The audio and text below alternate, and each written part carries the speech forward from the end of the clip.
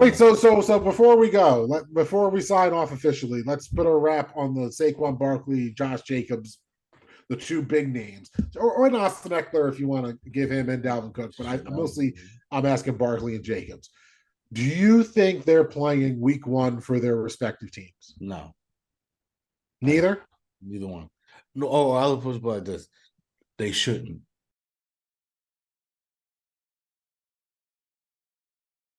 Welcome back, ladies and gentlemen. I'm the unforgettable one himself, Mr. Brett Carroll. Charles is always daydreaming. We're two guys like BSN at work.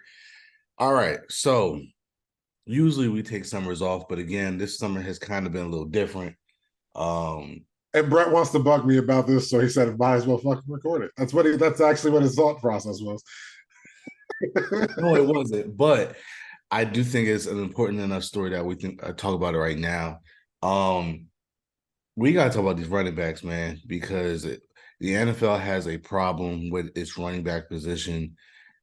They're basically treated like the little stepchild that they don't want, and it's haters. There's no reason some of these wide receivers should be making the money they're making, being the second or third option on bad offenses, and then these good running backs, the top tier running backs, the Saquon Barkleys, the Josh Jacobs of the world, can't get paid like more than these B level wide receivers. No disrespect, but these aren't like we're not like hold on.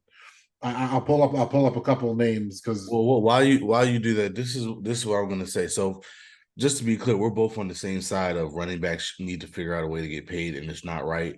But for the sake of this discussion, because this discussion will take 2 seconds if we did that, I will play the devil's advocate and talk about why they're not getting paid and talk about, the team side of this. And as y'all know, I'm usually pro player.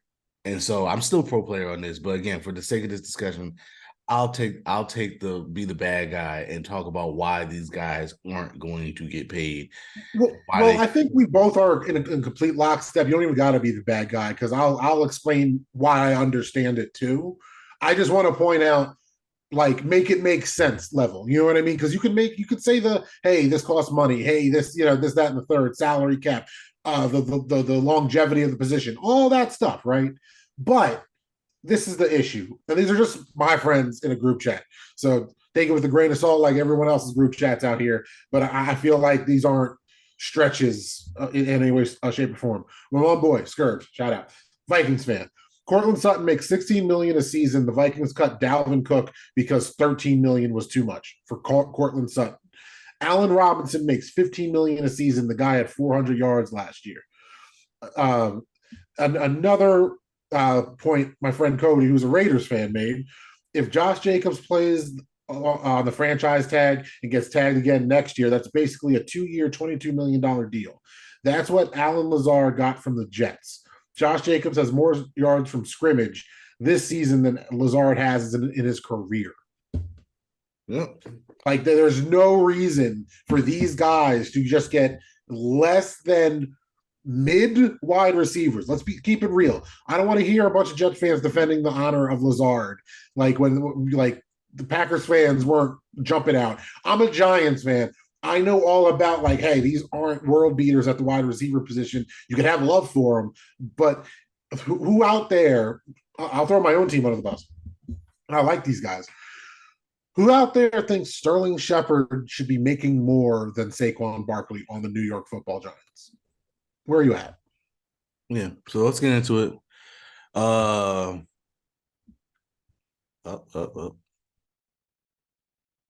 All right, so here's the thing. So yeah, like you said, Barkley, Josh Jacobs, other guys, Dalvin Cook, Austin Eckler, they're all looking for new deals. None of them have really got one. Tony Pollard's another one. I forgot to mention him, but he actually signed his franchise tag. Yesterday was the deadline. None of them signed. Josh Jacobs and Saquon Barkley seem to be ready to hold out. They're ready to not play, like, because this is BS and they want a long-term deal. And it's a lot of them talk about disrespect. And so really what's been happening, for those that don't understand, a lot of running backs that get drafted, Saquon got drafted high, number 2 overall, but some of these but Josh Jacobs and others, they drafted in the second round. And You get a 5-year deal on your rookie deal. And when your deal is done, these teams like flat out refuse to give running backs long-term deals. And what they do now is they use the franchise tag for 2 years. So they get 7 years out of them. And then they just say, all right, thanks for everything. Goodbye. And they usually go and draft their replacement. And it's ridiculous because these guys are superstars. These guys, like, we're not talking about some, random running back that don't do nothing. We're talking about Josh Jacobs, Dalvin Cook, Saquon Barkley are literally 3 of the top 5 running backs in the league. Period. Like, without question, these are 3 of the top 5 running backs in the entire National Football League. So these are literally guys that are top 5 in their position, still young. They ain't 30, still young, and can't get a deal. And that's the Can't issue. get re-signed by the teams that they've balled out for. Yeah, exactly. Dalvin Cook is a free agent and can't get signed. So that's the issue. Um, Part of the reason is that the teams say, well, listen, we've gotten the best years out of you, and we don't think you're going to be good anymore. For almost a decade now, the NFL has taken a hard stance against giving running backs lucrative long-term deals once their rookie contracts is up. The argument is that the team believe that they will not get the same production throughout the length of the contract, and that it's easier and cheaper to find another running back late in the draft or have a running back by committee approach. Further hurting the running backs' cases are the fact that backs that did get lucrative extensions, Le'Veon Bell, Todd Gurley, Christian McCaffrey, Ezekiel Elliott, and more, proved to only support the fear that the extension was not worth it. So there have been running backs that have gotten lucrative deals, and the problem is if you give them another long-term deal, usually by halfway through that deal, they are kind of falling off a cliff, to say the least, in terms of their production, whether it be injuries, whether it just be flat out production, whether it be both. And so teams are like, well, why am I going to pay you that much money if I believe that I'll get another year or two out of you and then you're done? Hence why they've been using the franchise tag to get that extra year or two out of their running back. And in a case like Saquon Barkley, unfortunately, he's already been hurt during his rookie contract. So if you're the Giants, you're sitting there saying you're already hurt. You've already, shown that you can get hurt. We just don't feel comfortable giving you that long-term deal, at least for the money that you want, right? Because that's really the issue. We'll give you the deal, but we're basically going to pay you on like a rookie salary again instead of. Yeah, but the issue with the Giants specifically to me is if you're so worried about injuries, what the hell are you giving Daniel Jones 45 million for? Once Like, again, you are on the money. I'll get to that in a second. So here's another problem, right? Lots of mileage. Are running backs worth the payday? And it's complicated. So for one, running backs usually come into the league with a lot more mileage on them other than other positions. In order to get drafted in the first place, you need to show that you were that dude in college. That usually means a lot of yards, a lot of touchdowns, but that also means a lot of touches and a lot of hits. The running back is one of the few positions they're going to get hit every single play, right? Them and linemen are the only positions that you can guarantee they're going to get hit almost every single play. Even wide receivers, especially with the rules now, they're only going to get 10 to 15 targets at most. And a lot of those, especially the way the game is played now, they can go down without getting hit. The back shoulder fade across the sideline is one of the number one plays in the league right now. So if I'm a guy that half of my catches are that back shoulder fade, I'm catching and going out of bounds. You're not even touching me, right? So that's the problem. Quarterbacks, linemen, and even some receivers now are 1-year wonders. They could come in, have one great season, and get drafted. Backs, usually that's not the case. Backs usually have at least 2 or 3 years under their belt where they are that dude before they get drafted. So that's already a lot more yardage, a lot more mileage, a lot more touches. yeah, but that's a built-in problem that they created the problem as an excuse because okay, so so the running back position has to prove it over the course of an entire college career, and then they're going to get drafted later because of all the mileage they put on to prove that they should be drafted. Yep. Like, like it's a self-defeating, argument there that oh yeah, you can't just do it for 1 year, you have to do it for 2 years. Okay, I did it for 2 years. I racked up 2,000 yards each of my college seasons. I think I'm good enough to be in the first round given in the pool this year. Nah, but you're a running back. At best, you'll be in the second or third round, if not later, just because we're going to take flyers on quarterbacks that are like you said, one hit wonders that played in East Bumblefuck University against no one cares A&M, but they threw for 4,500 yards and it looked good in the little mixtape their dad made them on Twitter. Yeah, that's about it. I'm just saying as a fan, we're losing the plot for the trees here because you got the QB bro, the analytic bros in the fandom that defend this shit, that running backs are a dime a dozen, but then they don't see the madness that you're paying wide receivers double what you think the best running back should make for coming out and having mid-production one season in the pros, but he was on a contract. So somehow it's okay. He makes $13 million, but not the running back. Right. I don't get it. And because they'll make it about cap, they'll make it about all this shit. But the second that same wide receiver is only averaging 500 yards, a season, they're not yelling like if it was a running back averaging 500 yards a season. So, right, because the argument is, well, he's our third receiver, so that's okay that he makes 500 yards because we hopefully got a superstar receiver that's doing 1,500 plus yards. But that's the thing. And again, speaking of quarterbacks, that's the next problem, right? That's the other part of the issue with quarterbacks making almost NBA superstar money now. Teams have to figure out a way to save money on other positions. And for all the reasons listed above, the running back position is one of the easiest ones to cut corners with financially to offset the cost of paying an ever-growing quarterback market. So that's the problem. You get these quarterbacks, you usually draft them top 5 or whatever. So you're already paying them a lot of money, even on a rookie deal. Then they showcase that they're good. So now you got to pay them. Again, let's look at the Giants. Daniel Jones is making a shit ton of money, and a lot of people think that was a bad contract. But again, the way that the NFL structured its free agency, it's just next man.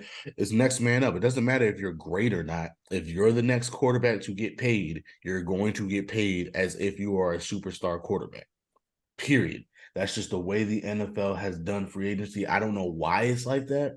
because exactly it's built like this. The Yeah, system is built like this.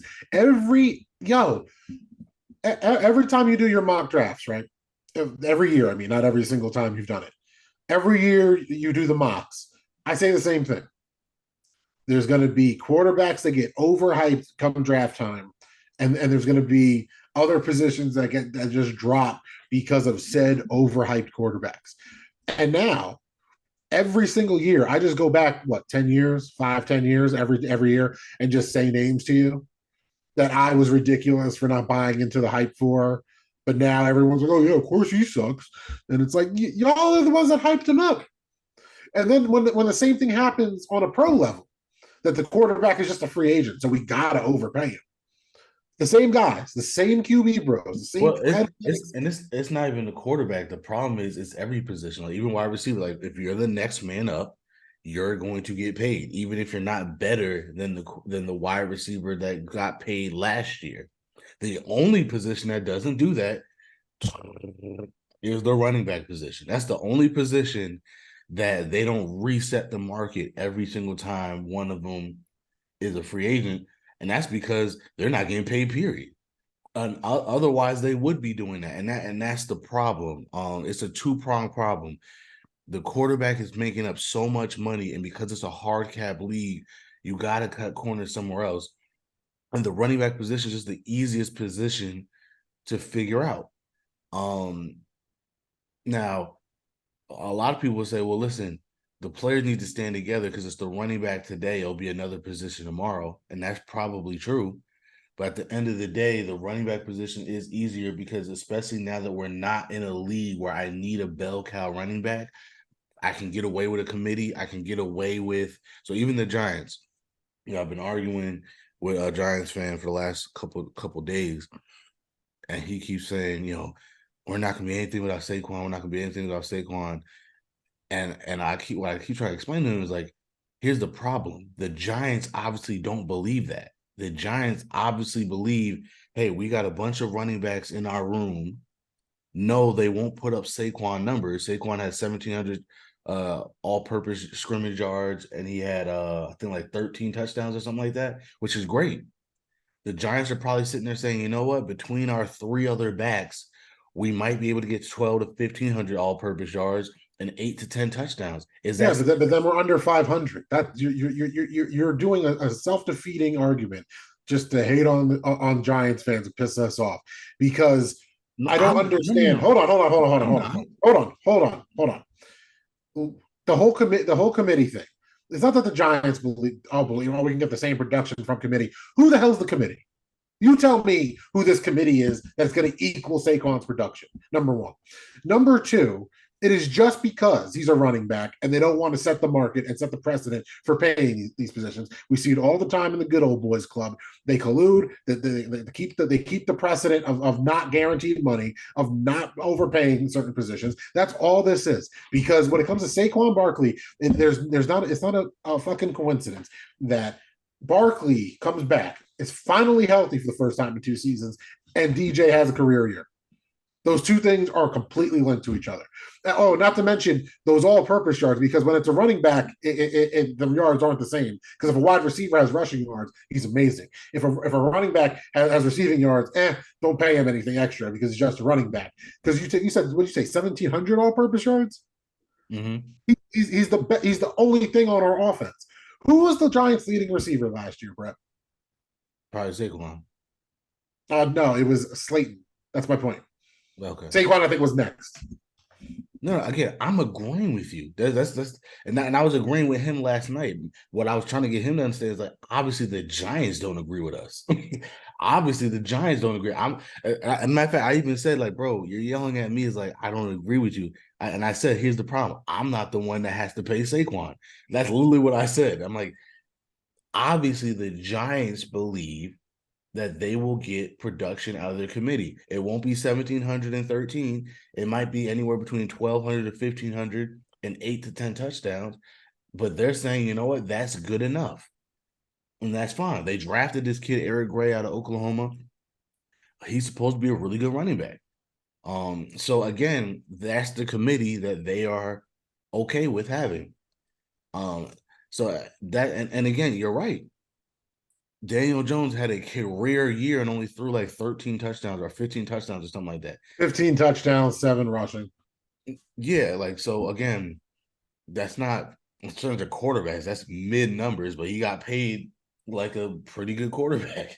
But I mean, having fun in one of my group chats yesterday, somebody was making the argument that Jimmy G is better than Derek Carr based off on target percentage, and the irony of using that stat, if you sort it through the league in 2022 season, the number one quarterback in the league for hitting their target, it was Danny Daniel Dimes. Jones. It was Danny Dimes. And think about that, everybody, because I'm not. You guys know I'm not the biggest Danny Dimes defender ever. I give him respect for last year. I hope he continues it and continues to grow. But with that being said, who was he throwing to last year? Who was his weapon? Who was this blanket? If he had anything that was close to somebody to fall back on, it was Saquon. So losing Saquon would be the worst thing to happen to Daniel Jones, in my opinion. But then again, I think Daniel Jones do that when he signed his contract, didn't sign the franchise tag.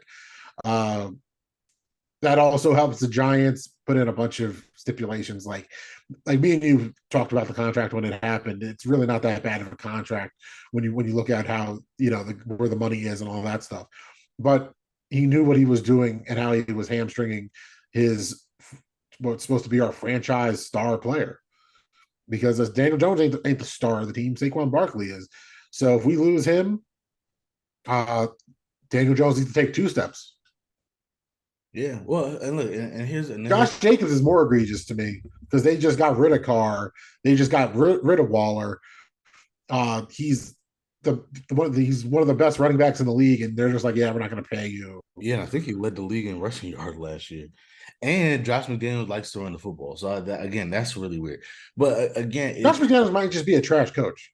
well, I mean, might is putting it nicely. Generous, yeah. But like, I mean, the point is it's a two-pronged problem, and the Giants are the epitome of this, right? They just paid their quarterback, so now it's like how do we, figure this out? And the person that they decided to sacrifice here is their best player. And we'll see if it works out. But I doubt it. I don't think anybody believes now that the Giants have any chance in hell of winning significant football games this year if Saquon Barkley's not on the team. And obviously, the Giants, for some reason, are the only ones that believe that they can still do that without him, because everybody else is saying pay him. The problem, and reportedly, and a lot of, I know a lot of Giants fans yesterday were a little pissed off at Saquon because apparently it was only like a $2 million difference.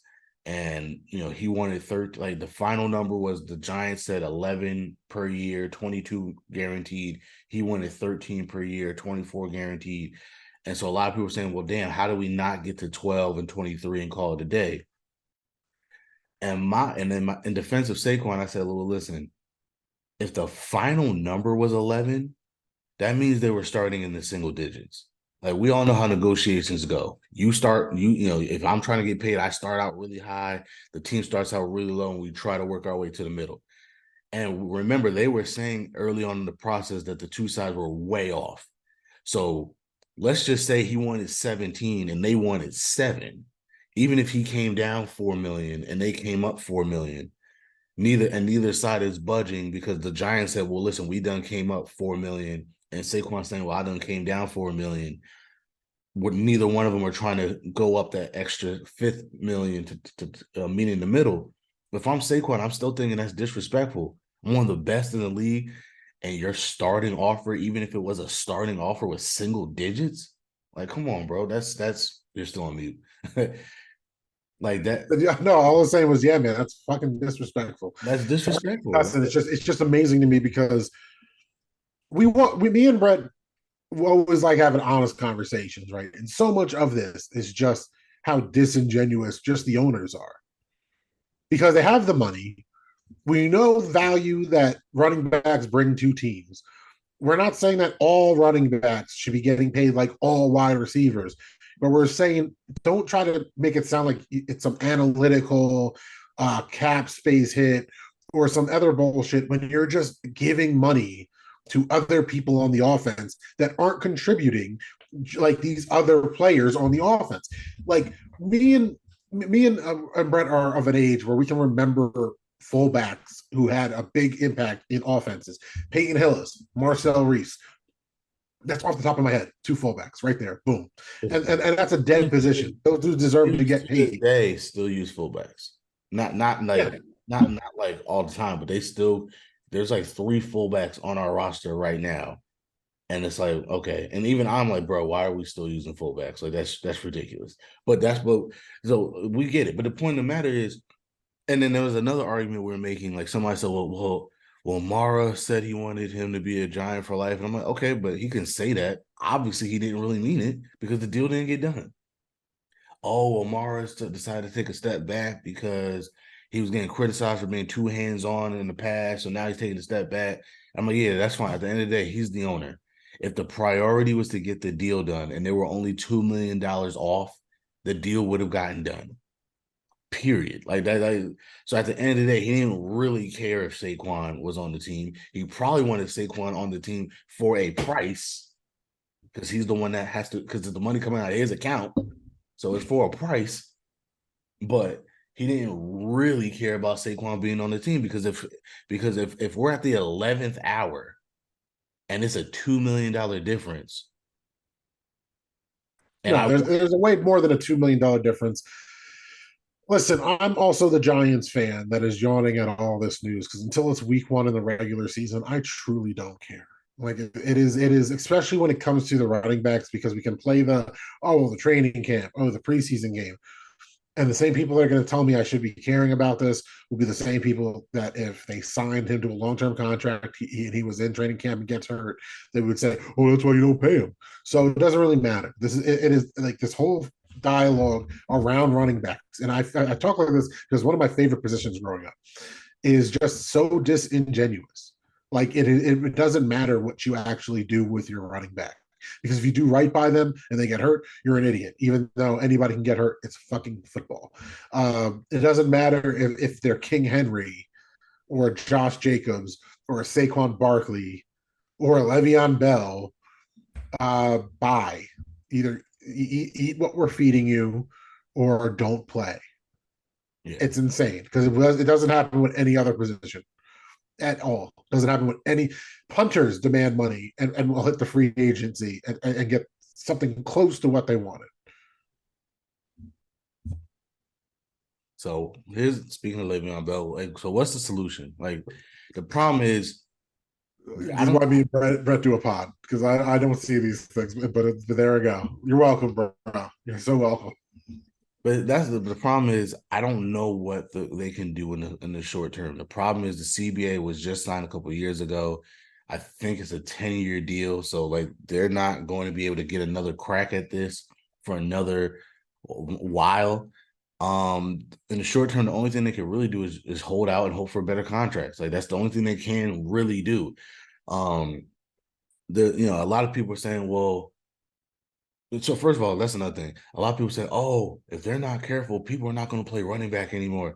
That's not true. Like the NFL is not in danger of people not playing running back anymore. Because at the end of the day, as much as I love football, football will always be a thing because it's the least common denominator sport. If you're an athlete, well, you're on mute again. It's not even that. It completely takes advantage of underserved communities, poor folks in general. That so it That's but that feeds but off. yeah, that and if football, as much as I love the sport of football, athletically, it's the least common denominator sport. If you can run, if you can throw, if you can catch, you can probably play football. You don't have to have OD hand-eye coordination, be able to dribble and shoot, or hit a baseball or a tennis ball or anything else. If you can run, if you can catch, if you can throw, you could probably play football. And the running back position, Yeah, that's the catch too when it comes to running backs, right? that's my They're point. shorter. They're usually the shorter people That's that play exactly what I football. was about to say. If you're shorter, the running back's position is the position that you can play. There's a If lot you're of 5'9", you can still be a pro running back. right. That's the thing. There's a lot of players that play football. They're not good enough to play other positions, but they are great running backs. If you can run and cut, you can play running back. You don't even have to be like I know nowadays we want our running backs to be able to catch and everything else. There's still plenty of running backs that can't even do that. They're old school. Give me the ball, let me run. I'm fast. I could juke people. That's it. So this notion that they're gonna make the running back position extinct. No, that's not gonna happen. That's again, that's why they're targeting this position. It's the easiest position to probably target because it's gonna be hard to do that for wide receivers because there's not too many people that are 6'4" that can run fast, jump high, catch everything that's thrown to them. Like that's a hard skill to do. There's a lot of people that are short and fast and they can run and if they can stiff arm somebody, even better. Like that's like even a guy like Saquon, as great as he was flawed in his development, right? He had to learn how to pass block and stuff like that. So like you can be great at running back position without having all the other nuances of other football players. Like so that notion is just silly. There's always going to be running backs. So the real thing is how do we figure this out so that running backs don't get abused like this? Again, in the short term, I really don't know what they can do. A lot of people are saying, you know what, the running back should go on strike, like just not play a week and see what happens and just try to send a message. They can try that. Um, I It's the know weakest players union, dude. Like the player union sucks. The player the union, players union didn't get guaranteed money in the last CBA. They don't have guaranteed money now, let alone some type of actual pay scale for positions. So there's a right. minimum, like per position where you could actually guarantee that if they have this level of production, they're getting paid X amount. like shit that's like the mid-level exception in the NBA. Fans really take for granted the levels to NBA contracts that they've established. Here- here's And how here's how bad the players union is, right? They're the ones that proposed the franchise tag. Because back in the day, there were players that were having a hard time getting deals done, and teams had because there's always been a hard salary cap. There's always been this issue of making hard decisions. So the players were like, "Well, let's come up with a franchise tag so that if there's a player you really want to keep, you can have that. You can have the franchise tag. You can keep him for another year, and figure it out later." Well, again, the owners being the owners said, okay, because they realized, oh, that's great for us. We don't got to pay you. We can just throw you a one large sum of money for a year and then kick you out later. Cool. Because again, in the NFL, your career is not that long. So you can do that. And what has happened now is the franchise tag has basically become the running back tag. Like everybody uses it on their running back. And again, in the NFL, this you don't have long careers like the NBA or the Major League Baseball where you could play 15 plus years. Most players don't even see 10 years. So think about this. If I draft you and you have 5 years on a rookie deal, and then I can franchise you for 2 more years, I basically had your whole career. If you're only going to play 10 years, I controlled you for 7 of them and didn't have to pay you much, really, for only 2 of them. The franchise, that's the one thing about the franchise tag. At least you'll get a lot of money for that 1 year. And if I franchise tag you again, you'll get a lot of money for that 1 year. But at the end of the day, I get you for 7 years. I really only got to pay you for 2, and then bye bye. Like that's the issue. So they got to get rid of that. They also got to hope that the holdout works for them. Le'Veon, I put Le'Veon here because the holdout did not work for him. We found a at replacement. all. We found a replacement. Our running game was he Le'Veon? Hell no. Hell no. Our running game was not as good as when we had Le'Veon Bell. Le'Veon Bell was going to be a first ballot Hall of Famer the way he was playing on the Steelers. And had he stayed with the Steelers, he might have been a first ballot Hall of Famer. So no, the production was not Le'Veon Bell production, but it was good enough. And that's the problem. That's the risk of holding out. If somehow, some way, the Giants are able to replicate good enough production until they're at least competitive. They can still run the ball efficiently and stuff like that. Saquon holding out, he loses all his leverage, right? Same thing with the Raiders, same thing with the Chargers, same thing with the Vikings. If they can figure out how to run the ball enough, they're not again. Nobody thinks that they're gonna have the production of those guys because those guys are different.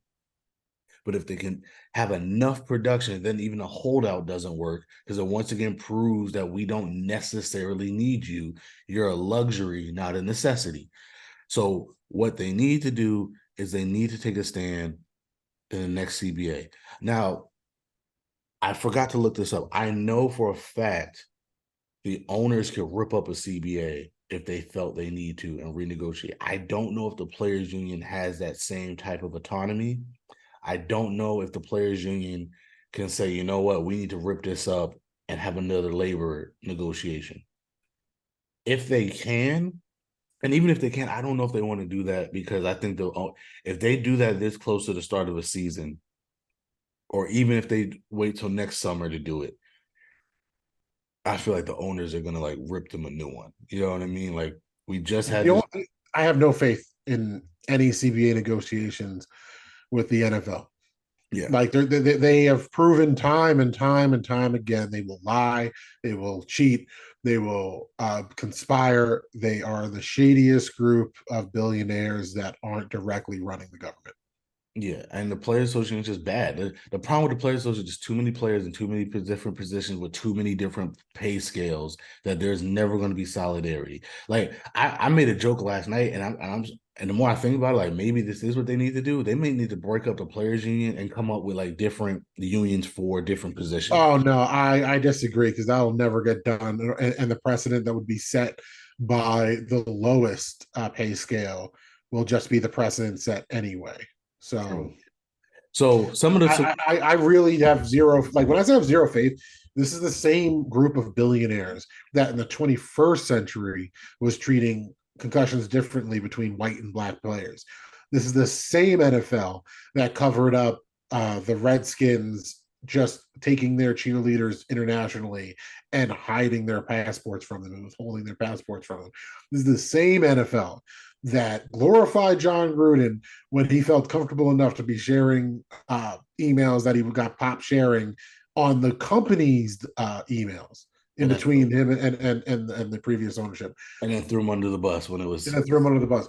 The most outwardly spoken of the owners of my most hated Dallas Cowboys not only has some of the most questionable racist ass pictures you could find when it comes to segregation and his time coming up, but we know for a fact he was pushing the black ball of Colin Kaepernick.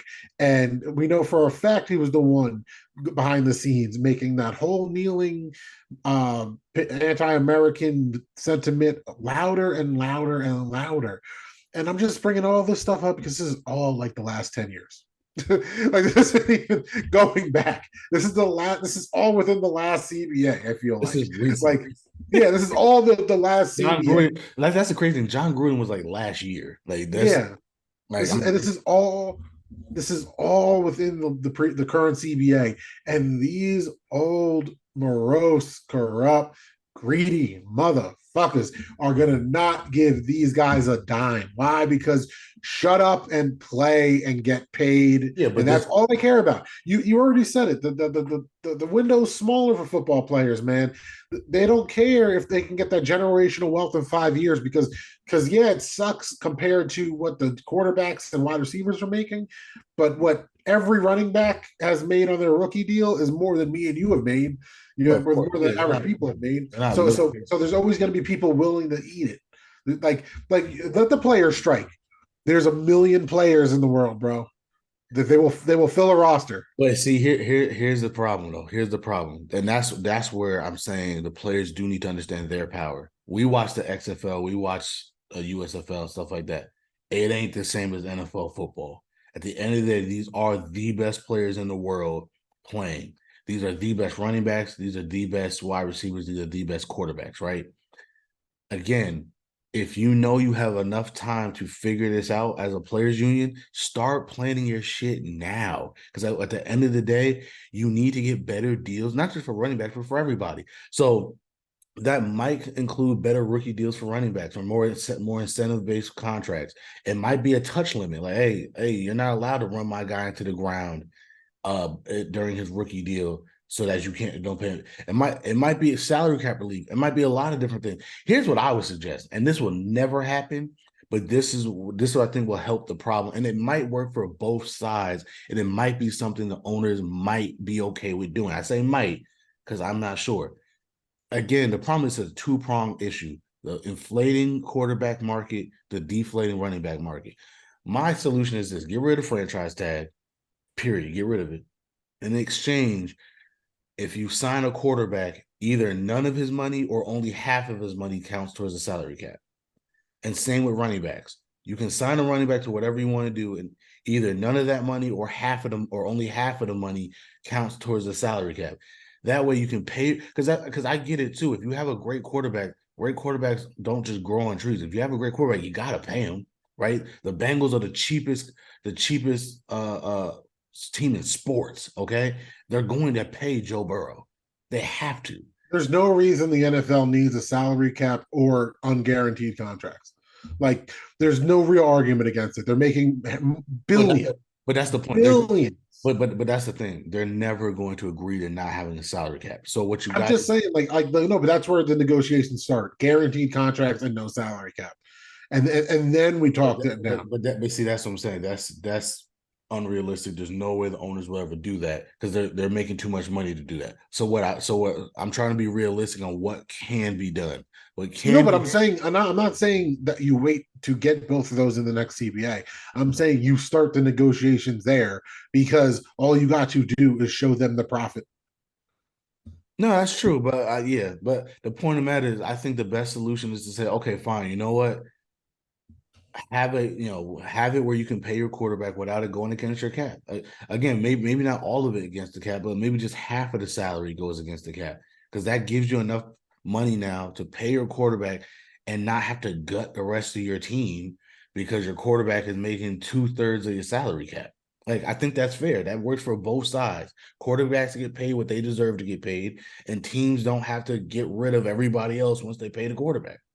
and then do the same thing for running backs on the other side, where that way you can pay the running back with less of a risk to you so that they get paid what they deserve to get paid. And again, you don't have to cut costs because you saved money on what you paid for the quarterback and you save money on what you paid on the running back, and you're good.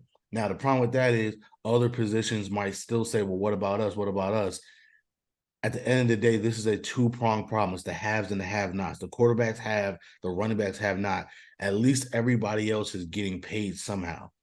So if you stick to the quarterbacks and the running backs and allow you to pay those guys without it going towards your cap, or at least fully going towards your cap, that still allows you to do everything else for the rest of your roster, so that you don't have to screw these guys over. It's fucking foul that Evan Ingram got an extension before Saquon Barkley. Because somebody, somebody made a whatever. good, and I was watching a video about this. Somebody in the comment section made a good point. The other problem is we act like running backs aren't generating money, right? Again, let's just stick to the Giants. People are showing up to see Saquon Barkley. No offense, Oh yeah, no offense to anybody else on that team. Maybe outside of Kayvon Thibodeau, people are showing up to see Saquon Barkley. He generates money. The highlights generate money. The top 10 plays generate money. Him hurdling people generates money. Him juking people generates money. They are, besides the quarterback and the wide receiver, they are the money generators in the NFL. Again, Le'Veon Bell was amazing to watch. Amazing to watch. Like, as good, and you know how much I talk about AB, and I think he's a top 5 receiver of all time. As great as AB was, Le'Veon was probably the more exciting player to watch. We ain't never seen that before, or at least in a long time, see what he did at the running back position. AB was just like really good at what he did, right? Great route runner, made amazing catches, da-da-da-da. Le'Veon was different. He was and we're talking like that's so long ago. When Le'Veon Bell was a Steeler, he was saying that Joe Mixon was copying him. Just to throw some time context into Le'Veon Bell, because some of you out there are probably like, "Oh yeah, Le'Veon Bell, that's forever ago." He was playing against the beginning incarnations of the current Bengals team. He's Yeah. not that long ago. Yeah. He And just he was went to the electric. Jets and fell off. He was electrifying. And that's what I'm saying. Like, running backs generate a lot of money for a lot of teams, especially the teams without quarterback. Again, in Tennessee, who do you think people come to see? Ryan Tannehill or Derrick Henry? He's called King Henry, man. You remember me In saying Vegas. there's no reason he shouldn't be a first round pick. Oh, well, he's a running back, so he'll go in the second. That's stupid. That's just like I don't understand how that's the argument. Just because no one's going to take him in the first round. Why? He's better than all these players. Yeah, but he's a running back. And here we are years later. Who's still Well, relevant in this league? that is where me and you differ. Because again, you know me, I still think it was a mistake to draft Saquon number 2. And part of the reason, this is why, because like I said before y'all even drafted him, I said the problem with y'all drafting him at number 2, your team's not good enough. And by the time your team is good enough, you're gonna have to pay him. And you're not But that's great because remember the Jets thanked us for so they could draft Sam Darnold. So it would have been so much smarter to draft any quarterback over Saquon Barkley. Hindsight is 2020, but the point of the matter is, I said before the draft, this is exactly the problem you guys are going to have. By the It's time, not hindsight is 2020. At the time of the draft, I'm the asshole because I'm arguing that the generational talent at running backs better than the flyer at quarterback. And I'm sorry, did all these quarterbacks in that draft work out or something? Because like I don't remember them all working out. no, I get it, but the How point, many teams has many teams has Baker Mayfield been on? I get it, but the point of the matter is, that's the one problem with drafting a running back in the first round, especially Because of these well, systemically made issues with the position. well, no, not just that, but it's Oh, the, you're arguing that even if you have a generational talent at the said position, they shouldn't go in the entire first round. well, no, I said don't draft him at 2. Like at 2, you guys were not a good team. You had no offensive line, and your quarterback needed to be replaced. And y'all thought that because he was so great, he was going to overcome those issues. I'm like, no, that's not how that works. That is not how that works. And I said by the time the team is good enough, it's gonna be time to pay him, and y'all not gonna want to pay him. I was telling you that before y'all even drafted him. I said that's a mistake. Same, and again, I'm gonna be the same thing. I said the same thing about Najee Harris. I said our offensive line is not that good. Ben's on his last leg. I don't know if drafting Najee Harris makes sense. I don't know if drafting Najee Harris makes sense because now we're in the same position. Najee Harris is in his third year. Our offensive line is still on the come up. We still are seeing what Kenny Pickett is. By the time it's time to pay Najee, are we going to want to pay him? Is our team going to be good enough around him still? Like that's where I differ in terms of drafting running backs. I have no problem drafting a running back in the second round because you mitigate the risk, right? But I'm a big believer if the dude's good, pay him. If the dude is good, pay him. Like that's where me and you are in lockstep. Now, again, if it's a situation like the Cowboys where they were just hurt the year before, they had a good offensive line, they had their quarterback, they had their defense. Ezekiel Elliott, what should have been the missing piece, then I'm all for it. Like, you know what I mean? Like it's obvious about, it's about context of where your team is at. But I'm a firm believer, if you need a lot of things, I'm not picking the running back first. That doesn't make sense to me. And unless the one thing I don't need is offensive line, right? If I have a great offensive line and everything else sucks, okay, maybe, because at least I know I can run the It just annoys me that there's going to be all these people that sing the praises of, say, like a Philip Rivers, right? No disrespect to Philip Rivers, I'm picking him because he is a good quarterback, just for the sake of my comments. But the Vikings were stupid for keeping Adrian Peterson when he was the reason they were getting to the playoffs. Like, it's ridiculous to me Well, it to was a different. pretend like generational talent doesn't exist at the running back position. That talent at the running back position can't make you go from a middling team to a playoff contender. I've been alive long enough and I've seen it happen. I'm pretty sure Dak got paid because Ezekiel Elliott was running. Like, I'm pretty sure Ezekiel Elliott had a good part to play in the Cowboys' success, offensively speaking, over the course of his own career. No, he did, but see, well, all right, to play devil's advocate, once he got that money, he wasn't that good anymore. That's the problem. They paid Ezekiel. How good is Dak Prescott? What are we talking about? True, but at the end of the day, they paid Zeke, and he's no longer. And Oh yeah, go back to my whole list of shit the NFL just been really bad at in the last 10 years. Jerry Jones. You're not telling me that if that wasn't Tony Romo, he of wouldn't have course, had a of super course. max contract for him ready. But somehow Dak was unproven. I that oh worst you one of the worst human beings, Jerry Jones. He's like the devil. He really is. I feel bad Where because I can't even criticize him without coming off as, really a biased Giants fan, because there are so many diehard Cowboys fans. That's just their team. They didn't choose their owner.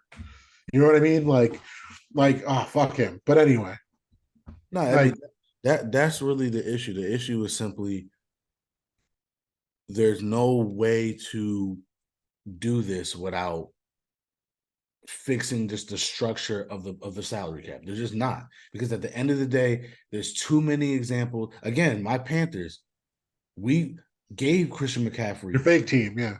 Stop it. We gave Christian McCaffrey the money when we were tanking.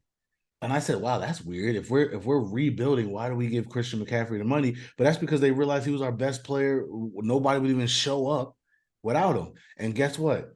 That contract wasn't worth it. He was hurt every single year. The only thing that's been good about it is we were able to trade him and get a lot of draft picks for him. So like, Is there another slide after this? Because I have a random question that's completely off topic, but you just reminded me. I think this is the last one. Go ahead. Okay. Speaking of that era of Carolina football, is Cam Newton a Hall of Famer in your opinion? Uh I'm gonna say no, only because it's so hard to get in the NFL Hall of Fame. If this Like, if this is the NBA, without okay. question, it's the Hall of Fame. I just want to throw this out there, and I'm Well, all gonna. right. Well, you know what? No, man, I, let me back up. I have a hold on. It's really quick. It's really quick. It's not a long diatribe. Just really quick. Um, and it's the best way I can articulate my response to you saying he's not a Hall of Famer is fuck that noise. He's totally a Hall of Famer. Okay, That's what I'm continue. saying. That's what I'm saying. Back up. Let me back up. Yes, he's a Hall of Famer. Will he get in the Hall of Fame? I'm I not. think absolutely. I think absolutely.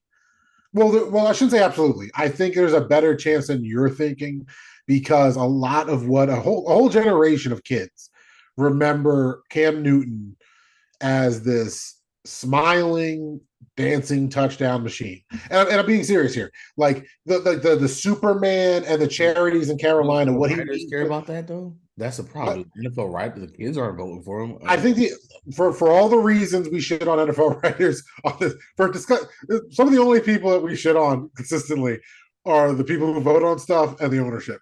Everyone else, we really try to not be critical and give them flowers. Those two groups of people are just, bro. I think for the same reasons To didn't get in first ballot will be the reasons Cam does, because Cam got a lot of stuff that's just hate, right? Like there's people trying to just slander dude's image. Take away the random COVID stuff.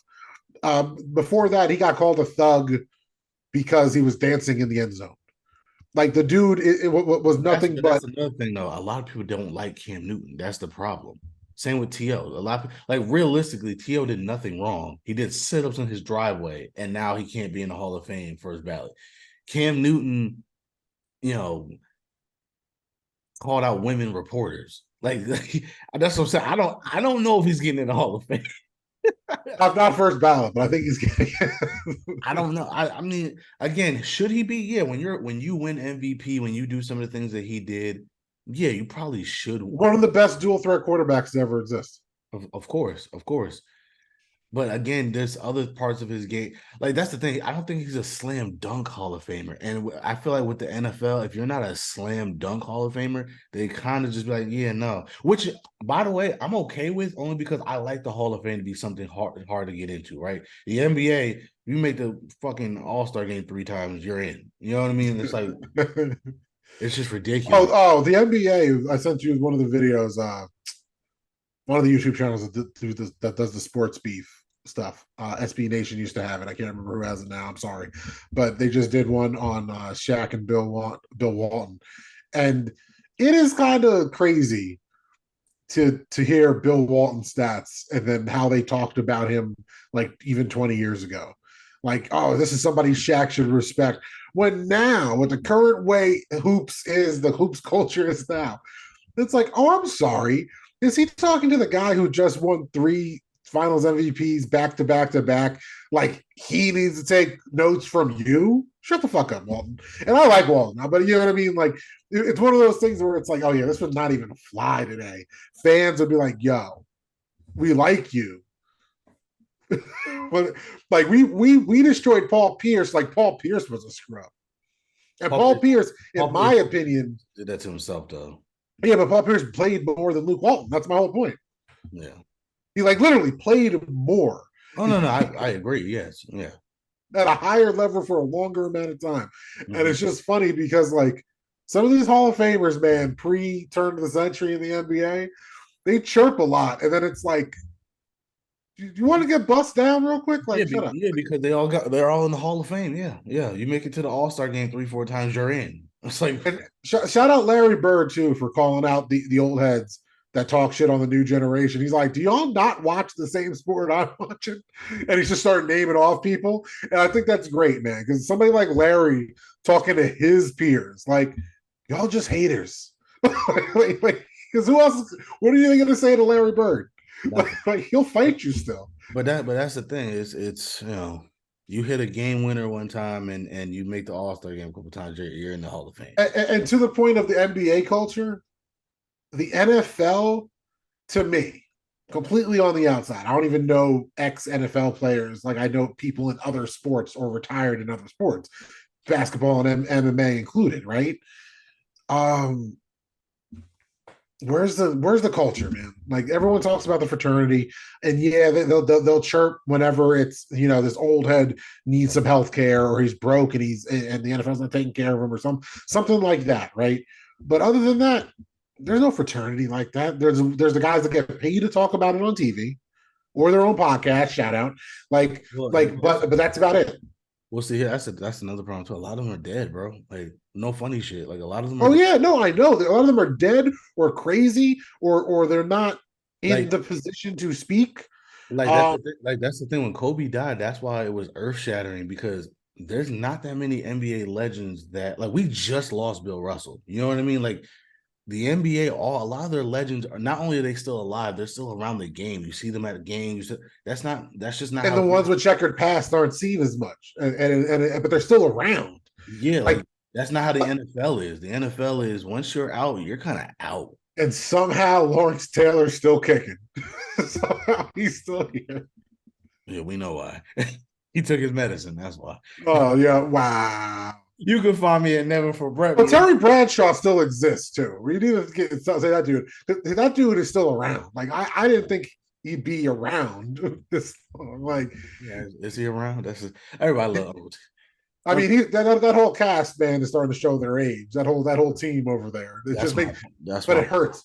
But it hurts though. Like they're them getting old. I'm like, oh, I don't want them to leave either because that's confirmation of how old I am. like yeah, yeah. Terry Bradshaw's a whole wait, nother. so before we go, before we sign off officially, let's put a wrap on the Saquon Barkley, Josh Jacobs, the two big names, or an Austin Eckler if you want to give him and Dalvin Cook. But I'm asking Barkley and Jacobs. Do you think they're playing week one for their respective teams? No, I don't. Neither. Neither one. No. Oh, I'll put it like this: they shouldn't. Like if they're serious about changing the culture, they got to take a stand. They have to. Especially Saquon. At the end of the day, he was the second pick in the draft. He probably got paid really good money on his rookie deal. I'm sure he could afford to miss a few checks. Don't go. Like seriously, if you're serious about because that's the thing. That's those two guys in particular have the leverage. None of us think that their offenses are gonna. Well, maybe not the Raiders because they still have Devontae Adams, but nobody thinks that the Giants' offense is going to be anything without Saquon Barkley. That is his leverage. Do not play. Seriously, Saquon specifically, go somewhere, rest up, obviously stay in shape, keep yourself healthy, wait till week 5. They're gonna have to call you. And as a Giants fan, I completely agree with The everything you best thing said. for like, and I hate to say this, the best thing that could happen for Saquon Barkley is the Giants are fucking 0-4 and are averaging like less than 200 yards a game rushing. Because like With that said, I agree in principle. I'm a union man myself. I want to see the workers get their money, but in regards to the only thing that is making me not say this fully is what you said. He probably is good with his money. He's probably fine. He's going to feed his family, his kid, and stuff. But he's a running back, and I saw what happened with Le'Veon Bell. I would have took a 4-year deal if that guaranteed money was more than the 2 years of the franchise tag. see, here's the thing though, with Le'Veon, I said this the other day too, because Le'Veon, I guess, warned Saquon not to sit out.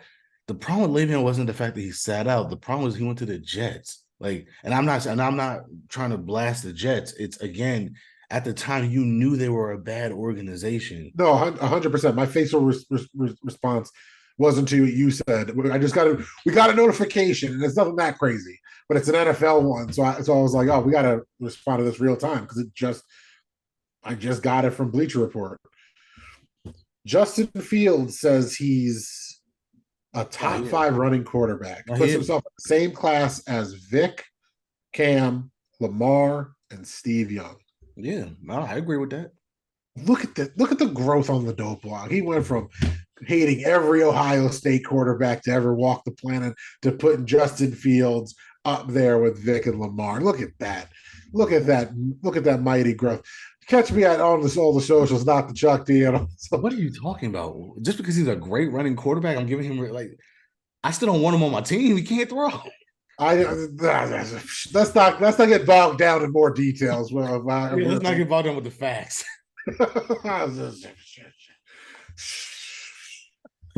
No, but honestly, the Saquon thing, I think he has to sit out. He has to. There's no way he can. You have to, and again, what I was saying was Le'Veon's issue was I don't think that's the fact that he set out. It's the fact that he went to a worse situation. If you're Saquon and you're serious, sit out and then re-sign with the Giants. Prove your worth. If you sit out and they don't play well this year and they don't run the ball well and they miss the playoffs, they got to pay you. Or if they don't pay you, find a good team that will pay you. You can't just go to whoever's going to give you the money because it's probably going to be a bad team that needs you just to sell tickets. Because once again, you're going to have a Le'Veon situation, right? be strategic with your holdout. Don't just say, "Oh, I want the money," because that's what Le'Veon did. And again, I said this in our chat too. There was conflicting reports. Some people say that the Steelers did give him better offer, but the bridge was kind of burned at that point, which is why he took the Jets. Some people say technically they didn't because there was still more guaranteed with the Jets or something like that. I don't know. I don't know what the truth is. Obviously, only Le'Veon would know the truth. But the problem was not the fact that he held out. The problem was that he went to a bad team. If you're Saquon, go ahead and hold out and re-sign with the Giants. If you want to be a Giant for life, you can still be a Giant for life. What's the difference if you skipped a year, right? Throughout No, history, I'm not against that either, man. Because as you know, I feel like I'm pretty fair with Giants ownership. When I have a problem with Giants ownership, I voice it. I don't really just defend them blindly. And if he can make them look stupid for not signing him right now and going through training camp, go for it. Get your money, bro. Like I've defended him getting drafted. I've defended him his whole career. I'm a fan of Saquon Barkley. He's never given me a reason to not be on his side. There's nothing on a personal level that wouldn't mesh with me on a personal level. He doesn't really talk about anything controversial or comment on anything controversial. So there's nothing there except for football. And I'm never going to wear a Penn State jersey. So I'm always going to rock the only Saquon jersey that I can rock. And I'm showing my support for him. I had my Saquon jersey on, not just any my Giants only issue jersey. with Saquon is he didn't go to Rutgers when he said he was going to go to Rutgers. That's the only. Oh my God, we might have had a shot at the Big Ten. And Like, I don't even blame him for that because I wouldn't have went to. Well, I would have went to Rutgers, but I don't blame him for not going to Rutgers. But yeah, the point of the matter is, you didn't go to Rutgers, you punk. I would have went to Rutgers. You didn't go to Rutgers, that's my point. That's my point. Peter. I don't blame him. But the point of the matter is, Didn't know because he didn't go to Rutgers because he didn't know they did journalism at Rutgers University. yeah. Plus, at that point, I wanted to get away from my parents. Like that was really the. There it is. There's the truth. That's all he had to say. Because I'd be bugging Brett like, why did you go to Seton Hall, which is like right around the corner from where he grew up? He's like, no. No way, absolutely. But yeah, that's the thing. You're okay. That seemed like it brought back like flashes. Like you're like, no. I would have not have survived. Absolutely not. Anyway, you can find me at Never For Brett. I mean, that's NEVA underscore the number 4 BRETT underscore ME on all the socials. And not to Chuck D on all the socials. We're at the_dope blog on Instagram and Threads.